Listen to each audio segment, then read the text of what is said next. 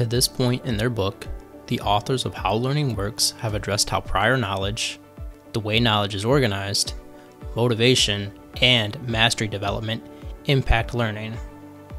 In the 5th chapter of their book, the conversation focuses on practice and feedback, with practice being a student-centric element of learning and feedback being an instructor-centric element of teaching. That brings us to the principle associated with this chapter. Goal-directed practice, coupled with targeted feedback, are critical to learning. In How Learning Works, practice is defined as any activity in which students engage their knowledge or skills, such as participating in a mock diagnosis or dissecting a cadaver. Conversely, feedback is defined as information given to students about their performance that guides future behavior. The authors note that the full potential of practice and feedback cannot be realized unless practice and feedback are effectively combined. As the authors show in Figure 5.1, the cycle of practice and feedback, practice leads to observed performance, which in turn allows for targeted feedback. The cycle continues when students use targeted feedback to guide further practice. Importantly, the driving force for the cycle of practice and feedback are goals. Goals direct student behavior as a means to guide practice. Similarly, for instructors, goals help you evaluate students' performance via observation. Finally, goals allow instructors to provide targeted feedback that helps students make more effective progress towards the goal during subsequent practice attempts.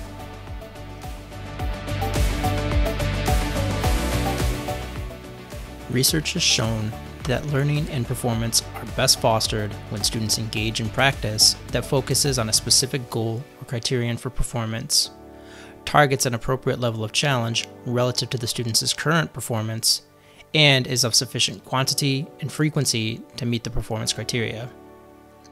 Since giving students increasingly more time and opportunities to practice reaches a point of impracticality relatively quickly, focus instead on making practice time and opportunities more efficient.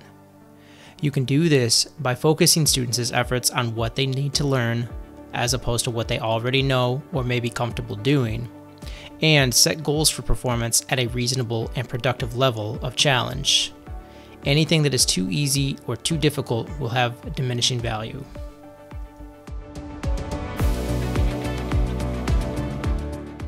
Goal-directed practice must be coordinated with targeted feedback in order to promote the greatest learning gains. The purpose of feedback is to help learners achieve a desired level of performance. Effective feedback can tell learners what they are or are not understanding, where their performance is going well or going poorly, and how they should direct their subsequent efforts.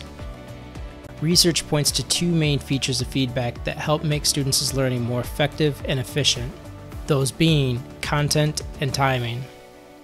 Feedback is most effective when it explicitly communicates to students about some specific aspects of their performance relative to the target criteria, and when it provides information that helps students progress toward meeting those criteria.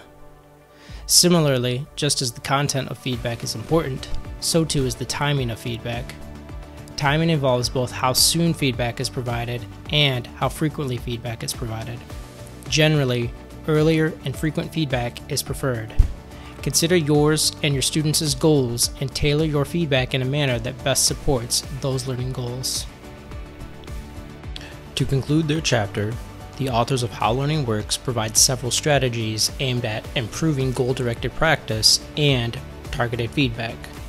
As you can see, there are many strategies for improving goal-directed practice and for providing feedback aimed at improving student performance. Take stock of which strategies you may already implement and which strategies you could more frequently incorporate into your teaching.